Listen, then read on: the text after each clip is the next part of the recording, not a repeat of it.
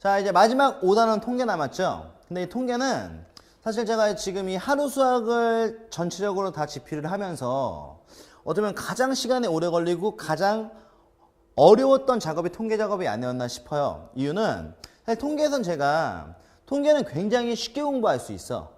그럼 쉽게 공부할 수 있다는 얘기 무슨 말이냐면 통계는 여러분들이 왜 통계를 어려워한다고 생각해요? 그치? 첫 번째는 일단 용어가 좀 어려워요.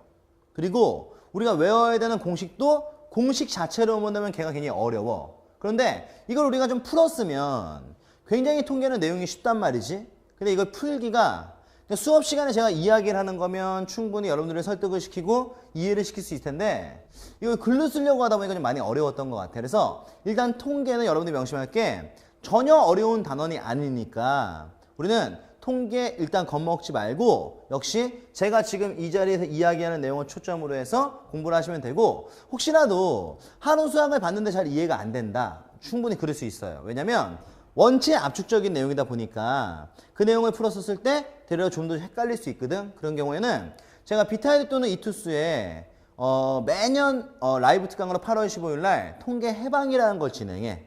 그게 뭐냐면 통계를 하루에 그냥 끝내는 건데 그거에 대한 다시 보기 서비스가 진행되고 있어요. 지금 무슨 말이냐? 통계 해방이라는 무료 강의를 참고하면 하루 수학을 공부하실 때 훨씬 더 여러분들이 도움이 될 거라고 저는 확신해요. 그래서 어렵다.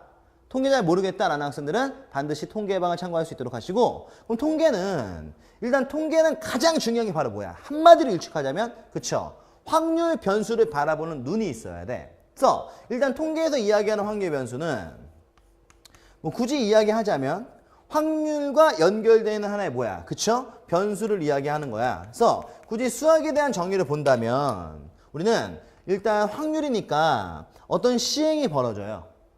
그럼 시행이 벌어지면 뭐가 생겨? 그치? 그거에 해당하는 표본 공간 전체가 생기죠. 그럼 우리는 그 표본 공간이라는 것을 바로 누구로서? 숫자로 전환한 것을 우리가 확률 변수라고 이야기해서 보통 확률 변수 이렇게 딱 써놓으면요. 대부분의 학생들이 뭐야? 이런다고? 근데 기존에 우리가 공부했던 그냥 뭐야? 별량에 대한 개념과 같은 의미다라고 우리가 이해를 하면 좀 더 편하죠. 그래서 통계에 대한 분류도 마찬가지야. 통계는 굵직하게 세 가지로 나눠지잖아요. 근데 그 굵직한 세 가지가 일단 확률 변수에 의한 기준이라는 걸 내가 기억해야 돼. 그래서 첫 번째 확률 변수가 뚝뚝 끊어져 있어. 그럼 보통은 우리가 이 얘를 뭐야? 정수로 많이 표현하기 때문에 정수로 이루어져 있는 경우에 우리 얘를 이산이다라고 이야기하죠. 그 다음에 확률 변수가 수로 봤을 때 쭉 연결이 되어 있어. 보통은 실수로 이루어진 변수를 우리가 뭐라고 불러? 연속 확률 변수라고 이야기해서 일단 우리가 통계 분류는 굵직하게 분류를 시키면 이산과 연속 그리고 플러스 마지막 추정에 대한 내용으로 연결이 될 수 있어. 오케이? 그런데 문제는 그럼 이산에서 우리가 공부해야 될 게 바로 뭐야? 표를 이용해서 문제를 풀어요.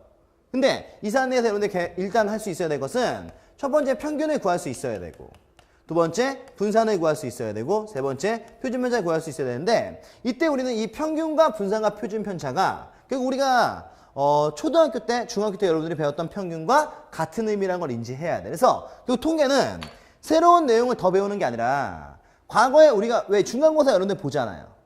그럼 중간고사 보고 나면 맨 마지막 날 뭐해? 채점하지. 채점하고 나서 뭐해? 내 점수에 대한 평균 내잖아? 그 의미가 여기는 확률 변수 내에서 이산에서도 동일하게 적용돼. 이걸 알아야 되는 거야. 분산도 결국에는 분산의 정의가 뭐냐면 편차의 제곱의 평균이에요. 그러니까 결국 분산도 하나의 뭐야? 평균이다라는 걸 우리가 인지해야 돼.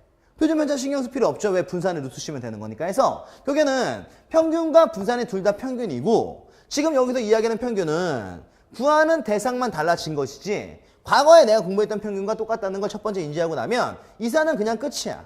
그럼 이산에 대한 내용도 마찬가지야. 크게 두 가지로 분리되죠? 그래서 첫 번째는 그냥 이산이 있는가 하면 두 번째 바로 뭐야? 이항포라는 게 나와요. 그럼 우리가 수학에서 이야기하는 이항포도 마찬가지야.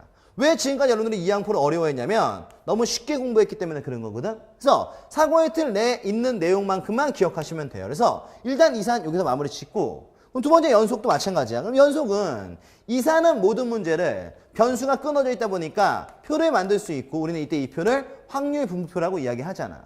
표로 문제를 해결한단 말이죠. 근데 연속 같은 경우는 이 변수가 너무 많기 때문에 표를 만들고 싶어도 만들 수가 없어. 또는 얘가 실수로 이루어져 있으니까 사실 셀 수도 없죠. 그렇지 않아? 그러니까 얘는 표로는 문제를 못 풀어. 그래서 우리는 문제에 뭘 푸느냐면 함수를 이용해서 문제를 풀죠. 그래서 우리는 이때 이 함수를 바로 뭐야? 확률 밀도 함수라고 이야기하는 것이고, 간단하잖아. 확률을 나타내는 함수란 뜻이죠. 그럼 함수를 이용해서 문제를 풀겠다는 것은 그치, 그래프를 이용해서 문제를 풀겠다는 거야. 그래서 우리는 연속도 마찬가지죠. 과거에 우리가 7차에서는 이 연속에 대한 내용은 확률만 구할 수 있으면 돼. 그것도 우리가 구할 수 있는 넓이가 한정되어 있다 보니까 직선 코스밖에 안 나왔지만, 이제 우리는 이 연속의 누구를 적분이라는 놈을 적용을 시킬 수 있기 때문에, 그치? 이 적분과 연속이 플러스돼서 다시 이 안에서도 여러분들이 평균과 바로 분산에 대한 내용이 언급이 된다고요. 근데 중요한 핵심은 그럼 여기서의 평균 분산 역시 마찬가지로 이산에서의 평균 분산과 똑같다는 걸 체크해야 돼.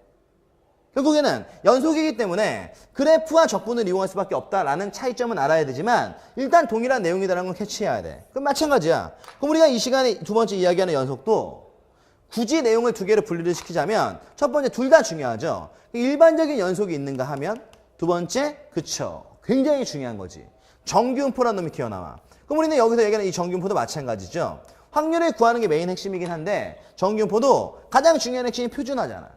그 표준화를 왜 시키는지에 대해서만 이해하면 너무나도 타당하게 이해하고 끝낼 수 있는 게 정규분포야. 그래서 만약에 사고의 틀의 내용이 좀 부실하다, 다 적어주고 싶어지면 그러니까 페이지 수가 엄청난 거야. 그렇다면 반드시 통계방을 참고해서 통계 이번 기회에 끝내는 거야. 그럼 그 다음에 이제 나오는 내용이 바로 뭡니까? 추정에 대한 내용인데 추정도 마찬가지잖아요. 내용을 굳이 두 개로 분리를 시키자면 첫 번째가 우리가 뭐 표본 평균에 대한 분포라고 이야기해서 일단 X바의 분포를 공부를 하고요.